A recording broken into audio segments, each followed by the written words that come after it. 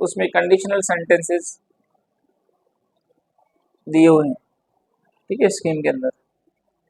अब ये जो कंडीशनल सेंटेंसेस है ना, ये एक ऐसा टॉपिक है जो इंग्लिश के किसी भी टेस्ट के अंदर आ सकता है। किसी भी यूनिवर्सिटी का आप टेस्ट दे रहे हो, एंट्री टेस्ट हो या कोई जॉब के लिए आप टेस्ट दे रहे हैं, उसमें कंडीशनल सेंटेंसेस में से कोई ना कोई एक सेंटेंस या दो सेंटेंस लाजमी आते हैं, ठीक है। वैसे कंडीशनल जो है ना, ये बड़ा लेंथी टॉपिक है, लेकिन कोशिश करेंगे कि वही डिस्कस करें जो पेपर में आ सकता है, जो आप एंट्री टेस्ट में आ सकता है, वही हम डिस्कस करेंगे। वैसे डिटेल में ज़्यादा जाएंगे तो फिर वो ज़्यादा कॉम्प्लिकेशन क्रिएट हो जाएगी। इसे just will discuss the thing which may be said in entry test paper. तो देख कंडीशनल जो सेंटेंसेस है ना, उससे आपको क्या समझ में आ रहा है? कंडीशन है कोई, क्या है? कंडीशन। कंडीशन मतलब अगर मगर। कंडीशन का मतलब क्या है? अगर मगर, ठीक है। अगर वो पढ़ता तो पास हो जाता, अगर मैं पढ़ूंगा तो पास हो जाऊंगा, और अगर वो डॉक्टर होता तो उसका इलाज करता। ऐसे ही सेंटेंस आपने पढ़े होंगे काफी। तो जो अगर वाले सेंटेंसेस होते हैं ना, उसको कहा जाता है कंडीशनल सेंटेंसेस, ठीक है। अब इसके डिफरेंट टाइप्स हैं, वी कैन से 4 टाइप्स हैं इसके। जीरो कंडीशन कंडीशनल है, फर्स्ट कंडीशनल है, सेकंड कंडीशनल है, थर्ड कंडीशनल है। 4 टाइप्स हैं इसके। सो मोस्टली जो सवाल आते हैं वो 3 टाइप से आते हैं, फर्स्ट कंडीशनल, सेकंड कंडीशनल और थर्ड कंडीशनल से सवाल आते हैं। लेकिन हम इसके साथ साथ जीरो कंडीशनल भी डिस्कस कर लेते हैं, ताकि हो सकता है कभी भी इसका भी सवाल आ जाए, ठीक है। अब जो कंडीशनल सेंटेंस हमारे पास टाइप कौन सी आ गई? Zero conditional. Zero conditional first ये हम पढ़ रहे हैं, जीरो कंडीशनल। अब जीरो क्यों कह रहे हैं हम? इसको जीरो कंडीशन इसलिए कह रहे हैं क्योंकि इनके जो आप सेंटेंस बनाएंगे ना, तो इसमें जो कंडीशन है ना, वो ना होने के बराबर है। वो ऑलरेडी हमें पता ही होगा उसका। जैसे आप कहेंगे ये यूनिवर्सल फिनोमिना है, ठीक है, यूनिवर्सल जो फिनोमिना है। अब उसमें क्या होता है कि कंडीशनल आप बोलेंगे फिर भी वो अंडरस्टूड ही है। फॉर एग्जाम्पल मैं कहूँ आपको कि अगर हम आइस को धूप में रखेंगे तो क्या होगा? पिघल जाएगी। कंडीशन है, धूप में रखेंगे तो पिघलेगी पिघलेगी पिघलेगी। तो रिजल्ट उसका क्या है? रिजल्ट जो हमेशा से एक ही रिजल्ट है, और वो रिजल्ट जो है वो अंडरस्टूड है, सेम रहेगा। ये कहीं भी ले जाएंगे क्या होगा? सेम रहेगा। बर्फ को रखेंगे धूप में तो पिघलेगी, और कुछ हो सकता है उससे, ठीक है। तब वो कौन सा फिनोमेना आप डिस्कस कर रहे हैं? तो यूनिवर्सल फिनोमेना डिस्कस कर रहे हैं, ठीक है। अब वो सेंटेंसेस जो यूनिवर्सल फिनोमेना का डिस्कस करते हैं, या उसमें वो उसका मेंशन होता है, तो उसमें क्या होता है कि एक ही टेंस यूज होता है दोनों क्लॉजेस के अंदर, ठीक है। कंडीशनल में कितने क्लॉजेस होते हैं? जो कंडीशनल सेंटेंसेस होते हैं उसमें 2 क्लॉजेस हैं। क्लॉजेस हमने डिस्कस किया था, क्या थे? फ्रेज और क्लॉज, ठीक है। 2 क्लॉजेस हैं, ठीक है। इसका मतलब इसमें 2 वर्ब होंगे, फाइनाइट वर्ब जो है वो इसमें 2 होंगे। अब 2 क्लॉजेस में से आप ये कहें कि एक आप इफ क्लॉज कहेंगे इसको, और दूसरे को हम कहेंगे मेन क्लॉज कह सकते हैं। एक कौन सा हमारे पास क्लॉज आएगा? एक क्लॉज को हम कहेंगे इफ क्लॉज, डिफरेंट नेम है इसके डिफरेंट बुक्स में। इफ क्लॉज कॉमा लगाएंगे, उसके बाद क्या आएगा? Man clause. क्लॉज की टाइप में डिस्कस किया था, मैन क्लॉज, सबऑर्डिनेट क्लॉज। अब 2 क्लॉजेज हैं, मतलब ये हुआ कि एक सेंटेंस जो हम लिखेंगे जिसको हम क्लॉज कह रहे हैं, वो इफ के साथ लिखेंगे, और दूसरा किससे कैसे लिखेंगे? इफ के बगैर लिखेंगे। तो इसमें मिस्टेक कहां पर हो सकती है? पहली मिस्टेक तो आप ये याद रखें कि जब हम अगर बोलते हैं उर्दू के अंदर, जैसे जगह पार चाहूँ जेकड है, तो उसके बीच में हमने क्या तो लिखना पड़ता है, ठीक है। फॉर एग्जाम्पल अब मैंने भी कहा था आपको कि अगर हम बर्फ को धूप में रखेंगे तो वो पिघल जाएगी, तो मैं तो कह रहा हूं, तो को इंग्लिश में देन कहते हैं, ठीक है, तो क्या कहते हैं, देन कहते हैं ना इसको। अब आपने क्या याद रखना है, इफ कंडीशनल जो सेंटेंस है जितने ना उसमें देन का यूज नहीं करना, मतलब तो की जगह पे या तो के लिए आपने देन लगाना, उसकी जगह पर क्या लगाना है, ये कॉमा लगाना है। वो कब लगाना है, जब इफ जो है स्टार्टिंग में, ठीक है। अब अगर जीरो कंडीशनल है और यूनिवर्सल फिनोमेना का कोई सेंटेंस आपको लग रहा है कि ये तो अंडरस्टूड है, तो आप दोनों क्लोजेस में कौन से लगाएंगे, present simple plus present simple, ठीक है। वैसे ये जीरो कंडीशनल के सेंटेंस सवाल आते नहीं है, लेकिन अगर आ जाएगा वो पता होना चाहिए। दोनों क्या होंगे, प्रेजेंट सिंपल और प्रेजेंट सिंपल, ठीक है। अब देखें कैसे, if we put ice in the sun, ठीक है, in the sun you know, धूप में, if we put ice in the sun, अब इट मेल्ट्स लिखेंगे, क्या लिखेंगे आप, मेल्ट्स, दोनों प्रेजेंट डेफिनेट में है, ऐसे नहीं लिखेंगे इट विल मेल्ट, तो वो पिघल जाएगी, क्योंकि जीरो का नहीं है ये सेंटेंस, ये किसका है, सॉरी फर्स्ट कंडीशनल का नहीं है, ये जीरो कंडीशनल का, इसलिए आप दोनों में क्या लिखेंगे, प्रेजेंट इंडेफिनिट लिखेंगे, मतलब प्रेजेंट सिंपल प्रेजेंट सिंपल। लेकिन सेंटेंस कौन सा होना चाहिए, यूनिवर्सल फिनोमेना का सेंटेंस हो, ठीक है, ये आपने याद रखना है। वैसे अगर मैं पढ़ूंगा तो ये कर लूंगा, अगर मैं कराची जाऊंगा तो ये लेकर आऊंगा, वो क्या है, वो यूनिवर्सल नहीं, ठीक है। For example if I say if we add 2 and 2 it gives us 4, ऐसे लिखेंगे it will give us 4, understood है वो क्या होंगे, 4 ही होंगे, वो अंडरस्टूड है ना। So we can say if we add 4 with another 4, ठीक है, another 4 कॉमा, अब तो के लिए क्या लगाएंगे, comma, we get what, we get 8, we get 8, तो वी विल नहीं बोलेंगे आप, क्योंकि अंडरस्टूड है यही आएगा, इसको ये छोटा सा है जीरो कंडीशन ऐसे लिखते हैं, ठीक है। अब जो कंडीशन अब जो आ रहा है ना हमारे पास सेकंड नंबर पे, ये बहुत इंपॉर्टेंट कंडीशन है, जिसको क्या कहा जाता है, फर्स्ट कंडीशनल, क्या कहा जाता है, फर्स्ट कंडीशनल। फर्स्ट कंडीशनल का मतलब ये है कि इसके जो टेंस है दोनों, जो दो क्लॉजेस हैं, इसका मतलब दो टेंस लिखेंगे अलग अलग आप, ठीक है। इसमें दोनों का जो टेंसेज हैं वो डिफरेंट लिखेंगे आप, पहले लिखेंगे आप इफ के साथ जो लिखेंगे प्रेजेंट सिंपल लिखेंगे, और दूसरा लिखेंगे आप फ्यूचर सिंपल, ठीक है, दो हैं। अब हम प्रेजेंट सिंपल कहां पे लिखेंगे और फ्यूचर सिंपल कहां पे लिखेंगे, इसको हम डिस्कस करेंगे, ठीक है। अब देखिए फर्स्ट कंडीशनल के अंदर क्या होगा कि हमारे पास जो इफ का पार्ट होगा, इफ क्लॉज जिसको हम कह रहे हैं, इफ के साथ आप लिखेंगे प्रेजेंट सिंपल। अब ये याद रखेंगे आप, प्रेजेंट सिंपल ये हमने डिस्कस किया था जब हम यूजेस पढ़ रहे थे टेंसेस के, उसमें प्रेजेंट सिंपल में डिस्कस किया था।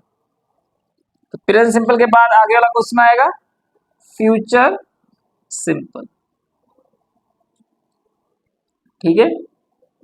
तो मैं अगर सेंटेंस आपको कहूं कि अगर आप पढ़ोगे तो पास हो जाओगे, अगर आप पढ़ोगे तो पास हो जाओगे, तो मैं क्या लिखूंगा यहां पर, if you study, if you study. अब तो उर्दू में आ रहा है अगर आप पढ़ोगे, अभी जो गे आ रहा है उसको देख के आपने फ्यूचर नहीं लिखना, ठीक है, इसका मतलब आप कहेंगे यहाँ पर विल आ जाए, ऐसे नहीं हो सकता, ठीक है, इफ के साथ विल नहीं आएगा, सही है, क्योंकि आप प्रेजेंट इंडेफिनिट यूज करें। इफ यू स्टडी, यहाँ पे आप कॉमा लगाएं, देन नहीं लगाएं, कॉमा लगाओगे, ठीक है।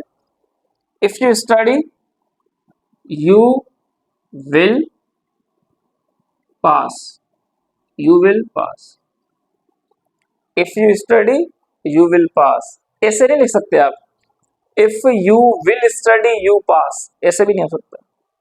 इफ के साथ आपने प्रेजेंट इंडेफिनिट लिखना है और उसके बाद आपने क्या लिखना है, फ्यूचर सिंपल लिखना है। तो मतलब विल लिख सकते हैं आप, शल लिख सकते हैं आप, कैन भी लिख सकते हैं, मे भी लिख सकते हैं।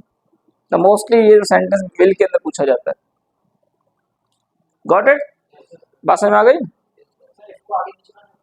हाँ, अभी मैं दूसरा वही लिख रहा हूँ। ऐसे भी आ सकता है ये sentence, you will pass, you will pass if you study, फिर ऐसे लिखेंगे इसको, देखें। चाहे आप इफ क्लॉज पहले लिखें या बाद में लिखें, दोनों पॉसिबल है। कॉमा नहीं आएगा क्योंकि कॉमा की जगह पर हमने इफ लगा दिया। अगर मेन क्लॉज पहले लिखेंगे तो इसमें कॉमा नहीं आएगा, ठीक है। क्वेश्चन ऐसे भी आ सकता है कि ऐसे लिख के यहाँ पर कॉमा दे के फिर आगे बताया जाए। जैसे मैंने नहीं कहा 3-4 एक सेंटेंस एक जैसे आते हैं, इसमें कुछ छोटी सी मिस्टेक होती है, कॉमा की मिस्टेक आ जाए और आप समझेंगे नहीं कॉमा आएगा, ऐसे नहीं, कॉमा के बगैर लिखना है जब भी इफ बीच में आ जाए, middle of the sentence. Clear हो गया? First conditional. अब इसको आगे हम डिस्कस करते हैं, इसके नेगेटिव में भी आ सकता है, ये किस तरह पॉजिटिव में भी आ सकता है, उस साइड पे भी नेगेटिव में आ सकता है, वो जो कैसे आ सकता है वो हम इसको लिखते हैं। फिलहाल आप ये लिख लें। So first conditional, if I give you one sentence to correct, or you will find is it correct or not. So sentence is he, okay, if he not, or we can say not study, then he will fail. If he not study, then he will fail. So how many mistakes are there? Not, then, और then की mistake है, मतलब then नहीं आएगा, ऐसे कह रहे हैं, ठीक है। अब then को हटा के देखते हैं, ठीक है। अब आप कह रहे हैं कि ये then नहीं आएगा, अब लिखते हैं इसको ऐसे, if he not study, आप कह रहे हैं then लगा, हटा के कॉमा लगाना है, ये लगा दिया, he will fail, सही है।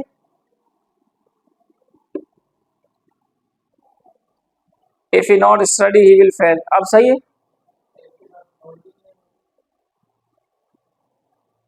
तो हम देखो वो नहीं पढ़ेगा तो फेल होगा,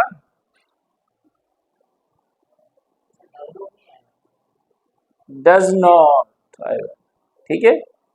तो ऐसे भी सेंटेंस आ सकते हैं कि ओनली नॉट दिया हुआ हो, तो आपने याद रखना है कि आप कौन सा टेंस यूज करेंगे। आप प्रेजेंट यूज करेंगे ना इनडेफिनेट, तो उसका नेगेटिव कैसे बनेगा? देखो भाई, इसकी जगह पर या तो डज नॉट आना चाहिए अकॉर्डिंग टू सब्जेक्ट, या डू नॉट लिखते हैं, वो भी अकॉर्डिंग टू सब्जेक्ट लिखते हैं। अगर यहाँ दे होता तो डू नॉट लिखते हैं। तो समटाइम ऐसे होगा सेंटेंस आपको लगेगा बिल्कुल सही है, लेकिन ये भी गलती हो सकती है, नॉट आपको नोट बोलते हैं और उसमें डज हो ही ना या डू ना हो, तब भी वो गलत होगा, ठीक है। इसका भी ख्याल रखना है आपने। इसे सेंटेंस देंगे 4 आपको या 3 देंगे और उसमें होगा कुछ गलत, पता ही नहीं चलेगा, इसलिए फोकस करेंगे। देखो आपको टेंसेस तो एनी हाउ याद रखने हैं, अगर आपको टेंसेस याद नहीं है तो फिर आगे जितना ही पढ़ते जाएंगे कोई समझ में नहीं आएगा। मतलब टेंसेस का स्ट्रक्चर क्या है, डू किस में लगता है, इज कहाँ का हेल्पिंग वर्ब है, वॉज कहाँ का है, अगर ये चीजें आपकी क्लियर नहीं होंगी जब तक ये पता ही नहीं चलेगा क्या है, एक दिन तो याद हो जाएगा, दूसरे दिन भूल जाएंगे दोबारा से। ऐसे नहीं है कि टेंस पढ़ लिया बस खत्म, वही टेंसेस आगे यूज हो रहे हैं। देखो ये इंडेफिनिट यूज हो रहा है, दोबारा फ्यूचर यूज हो रहा है, तो यहां पर क्या आएगा, डज नॉट आएगा। तो ये आप याद रखना है। If he does not study, अगर वो नहीं पढ़ेगा, ही विल फेल, तो वो फेल हो जाएगा।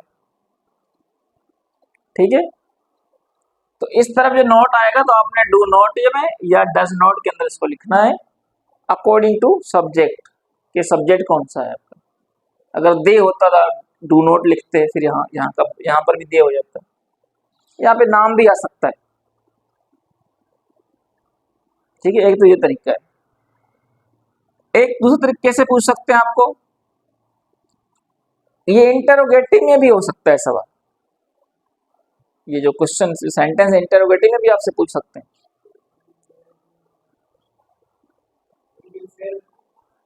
इंटरोगेटिव की बात कर, मतलब क्वेश्चन मार्क में आ जाए, डज नॉट या डज नहीं। देखें, अब ये नेगेटिव में आप ऐसे लिख सकते हैं और पॉजिटिव में आप ऐसे लिख सकते हैं। इफ क्लोज जो आप पहले लिखेंगे उसकी सिर्फ दो कंडीशन हमारे पास हैं, या हमारे पास जो सेंटेंस इफ वाला है पॉजिटिव हो, या इफ वाला सेंटेंस हमारे पास क्या हो, या नेगेटिव। ठीक है, लेकिन इफ कंडीशनल इंटरोगेटिव भी हो सकता है, लेकिन आपने क्या करना पड़ेगा, क्लोज को रिप्लेस करना पड़ेगा। इंटरोगेटिव हमेशा मेन क्लोज का बनता है। मेन क्लोज तो ये है, ये तो इफ क्लोज है। इफ क्लोज का नेगेटिव हो सकता है, लेकिन वो पॉजिटिव में भी हो सकता है और इंटरोगेटिव में नहीं हो सकता है। तो जो मेन क्लोज है उसका आप इंटरोगेटिव बनाएंगे, इसका इंटरोगेटिव बन जाएगा। कैसे लिखेंगे आप इसको, आप लिखेंगे will he pass, for example थोड़ा चेंज कर देते हैं, विल ही पास इफ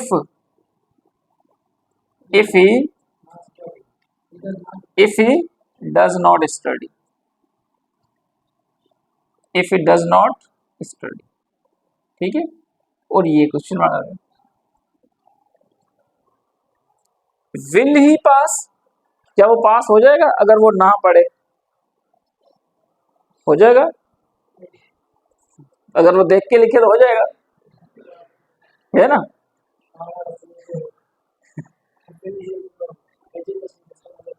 उसमें हो जाएगा, सही। शक्ति भी हो सकती है कभी कभी, इसलिए पढ़ना जरूरी है, कभी भी शक्ति हो सकती है। हाँ, करने में थी सकी थी।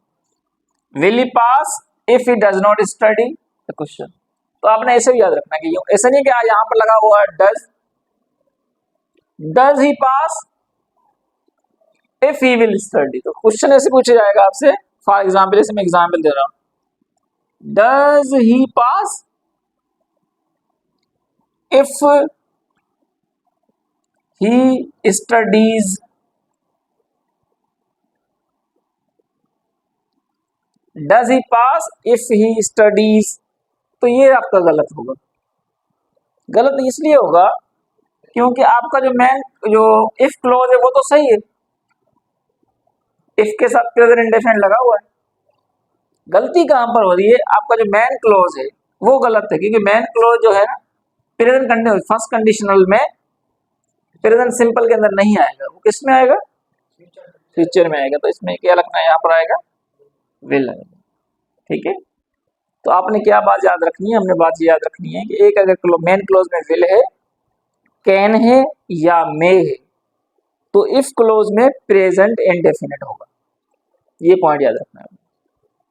ठीक है, क्या पॉइंट है कि इफ क्लोज में प्रेजेंट सिंपल कब आएगा, जब आगे जो क्लोज है उसके अंदर क्या हो, विल हो, मे भी हो सकता है समटाइम, और कैन हो, तब ये क्या होगा, ये रूल अप्लाई होगा।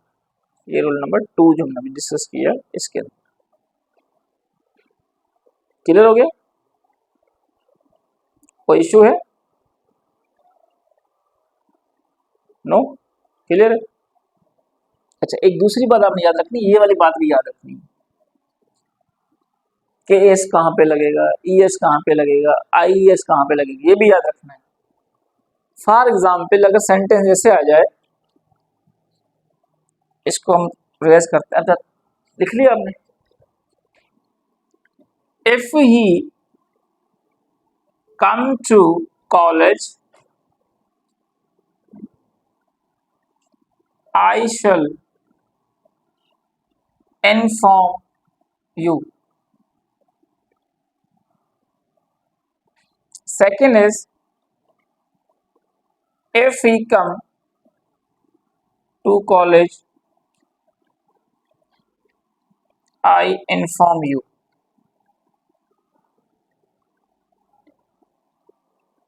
कौन सा सही है दोनों में से, या दोनों गलत हैं?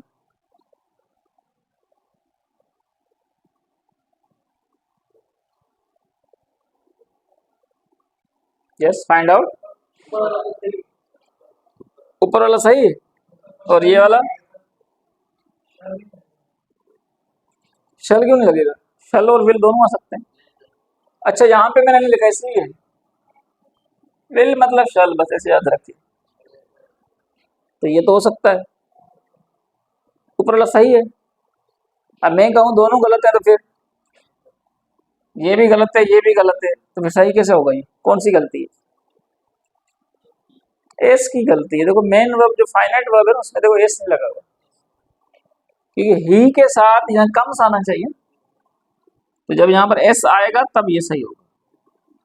तो समटाइम ऐसे भी हो सकता है, तीन सेंटेंस दिए हुए एक जैसे होंगे, एक में एस होगा एक में नहीं होगा, तो इससे भी याद रखना आपको। या ऐसे ये एरर में भी आ सकता था यूं कि भैया फाइंड आउट करें कि ये सॉरी ये गलत लिखा हुआ है, या कॉलेज गलत लिखा हुआ है, या सी ये गलत लिखा हुआ है, या आगे वाला फॉर्म गलत लिखा हुआ है।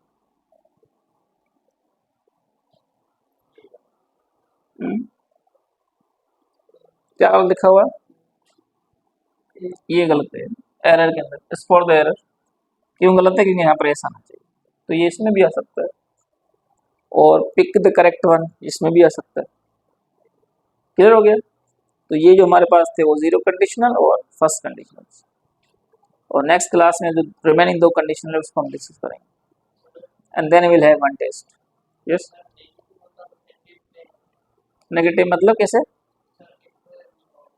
इफ इट डज नॉट हो जाता है। अब देखिए जब नेगेटिव आता है ना यहाँ पर, तो यहाँ पर डज नॉट कम हो जाएगा, डज नॉट कम। तो जब देखो डज नॉट आता है ना, फिर ऐसे नहीं आता। वो क्यों नहीं आता? वजह पता है? हाँ, ये देखो यहाँ पर आ गया ये, ठीक है। डू भी तो है ना, डू के साथ तो यस लग रहा है, तो दो बार नहीं आएगा कॉमन। जो मैथ में जैसे कॉमन निकालते हैं आप, क्या कॉमन लेते हैं क्या वो? तो डज आ गया पहले, एस आ गया, वो फिर ये नहीं आएगा। एस, ई एस और आई एस जो ना ओनली पॉजिटिव में होते हैं, ना वो इंटरोगेटिव में होते हैं ना वो नेगेटिव में होते हैं। नहीं लगाना, सिर्फ पॉजिटिव में लगाने होते हैं। क्लियर हो गया? गुड।